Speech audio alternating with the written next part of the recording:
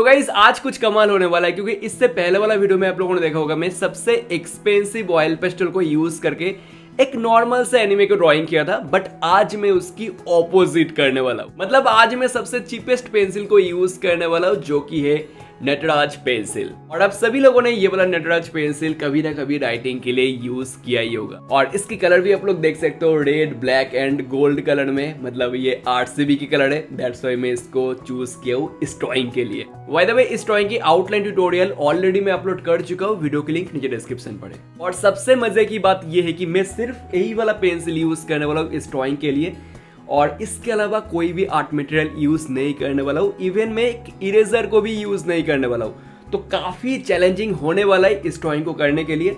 So let's see, अभी चलो शुरू करते हैं। तो इस ड्राइंग के लिए पेपर में यूज किया हूँ ब्रूस्टो की 200 GSM मीडियम सरफेस वाला पेपर। और आप लोगों को मैं एक टिप देता हूँ, अगर आप लोग भी नटराज पेंसिल यूज कर रहे हो तो हमेशा पेंसिल को शार्प करके यूज करना, तभी आप लोग एकदम डिटेल तरीके से शेडिंग कर पाओगे और वो डार्क वैल्यूज अचीव कर पाओगे। क्योंकि हमें एक ही पेंसिल से काम करना है, तो चाहे आप लोग कटर की मदद से शार्प करो या फिर शार्पनर की मदद से शार्प करो। बाकी स्केच के लिए यहाँ पर मैं कोई भी रूल्स को फॉलो नहीं करने वाला हूँ। जस्ट मैं अभी डिपेंड होने वाला हूँ कि मैं आज तक कितना स्किल गेन किया हूँ शेडिंग के ऊपर। मतलब आप लोगों ने यूट्यूब वीडियोस में देखा होगा, और मे भी आप लोग भी वही चीज करते हो कि एक बार शेडिंग करके उसको ब्लेंड करना है, लेयरिंग करना है, डिटेलिंग के लिए अलग अलग से लेयरिंग करना है, हाईलाइट करना है, बहुत सारे तरह तरह की आर्ट मटेरियल यूज करना है, अलग अलग पेंसिल को यूज करना है। मैं वो सब कुछ भी नहीं करने वाला हूँ। जस्ट मैं अभी एक सिंपल सा रूल को फॉलो करने वाला हूँ, जो कि हम बचपन से करके आए हैं। डार्क वैल्यूज में मतलब जहाँ पर जितना ज्यादा डार्क है वहाँ पर उतना ज्यादा हमें प्रेशर के साथ शेडिंग करना है, और मीडियम वैल्यूज की एरियाज में नॉर्मल प्रेशर अप्लाई करके शेडिंग करना है, लाइट वैल्यूज में लो प्रेशर अप्लाई करके शेडिंग करना है, और हाईलाइटेड एरियाज में एकदम लो प्रेशर अप्लाई करना है,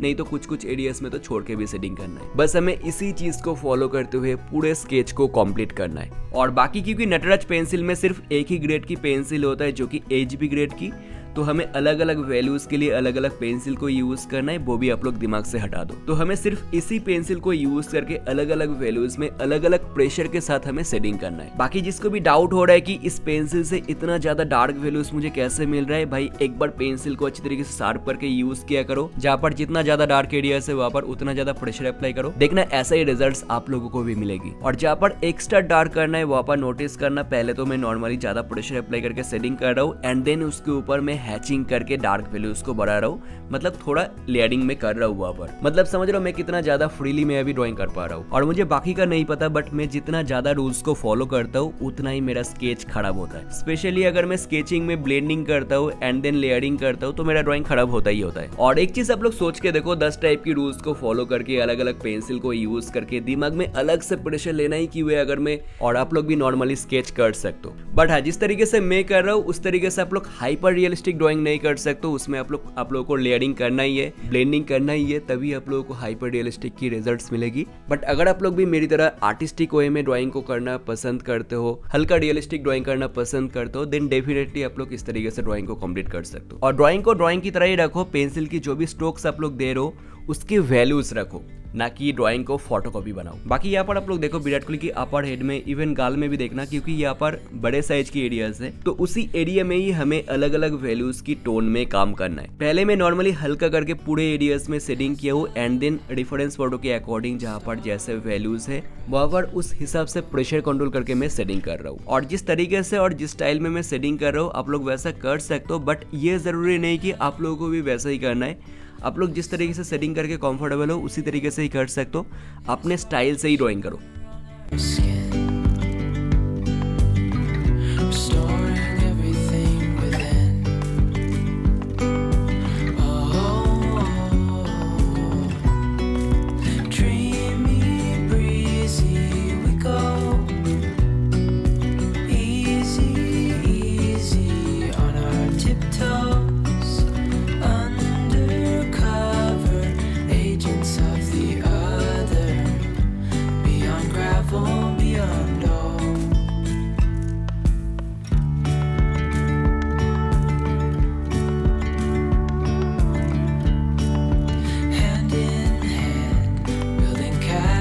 Out of sand, reaching for the grand. As willows align, we lose track of time. Head up high, now we climb.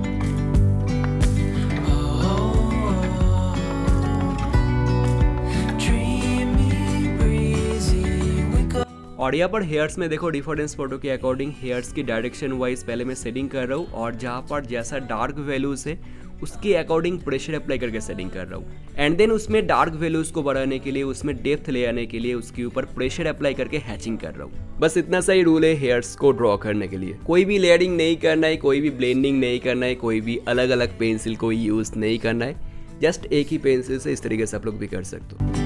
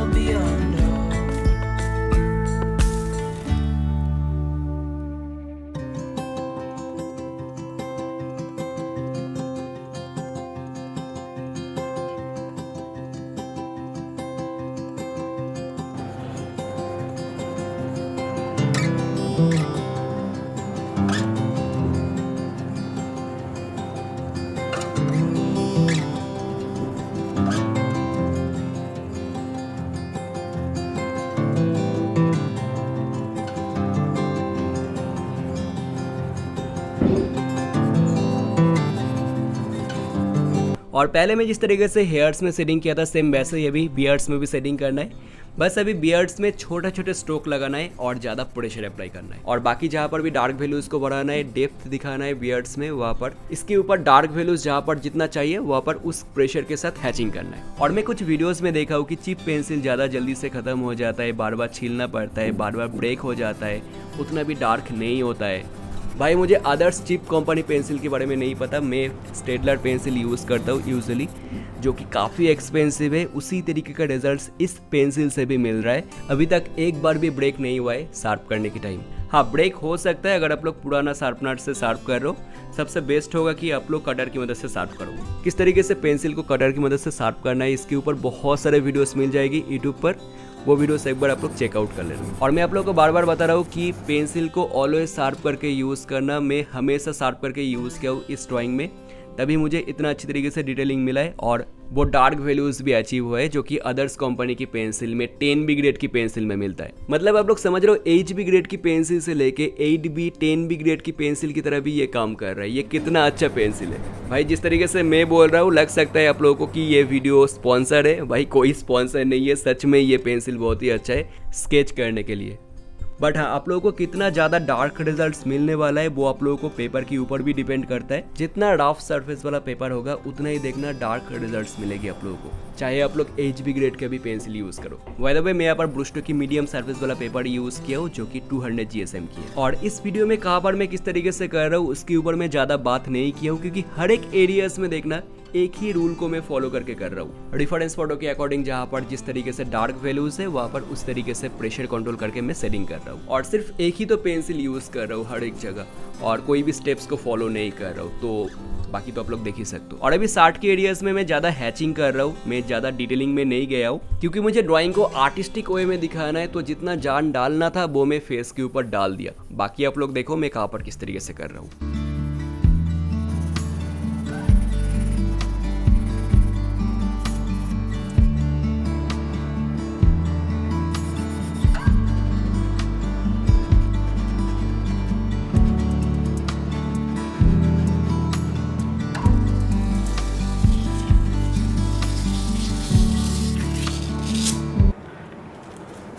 Finally guys drawing complete हो गई है एंड आई होप आप लोगों को ये वाला ड्राइंग पसंद भी आई है। और ये वाला ड्राइंग मेरे हिसाब से चैलेंजिंग नहीं था, क्योंकि मुझे एक ही पेंसिल से ड्रॉ करना ज़्यादा कंफर्टेबल लगता है। और जो भी मेरे ओल्ड सब्सक्राइबर्स हैं उन लोगों को पता होगा मैं हैरी पॉटर को भी सेम इसी तरीके से ही ड्रॉ किया था, सिर्फ एक नटराज पेंसिल से। और मेरे हिसाब से ये वाला स्केच सबसे बेस्ट स्केच है जितने भी मैं स्केच किया हूँ। तो हाँ भाई, मेन बात ये है कि आप लोग एक नॉर्मल सा पेंसिल की मदद से भी आर्टिस्टिक वे में ड्राइंग कर सकते हो और रियलिस्टिक वे में भी ड्राइंग कर सकते हो। उसके लिए कोई एक्सपेंसिव आर्ट मटेरियल की जरूरत नहीं है, बट पेपर बहुत ज्यादा मैटर करता है, ये बात माइंड में रख लेना। अगर आप लोग सोच रहे हो कि नॉर्मल सा एक जेरोक्स पेपर के ऊपर और नटराज पेंसिल की मदद से आर्टिस्टिक कर सकते हो बट रियलिस्टिक नहीं कर सकते, मैं आगे जरूर से वो चीज़ ट्राई करूंगा, देखते हैं क्या रिजल्ट्स मिलते हैं। So thank you so much guys for watching this video, bye.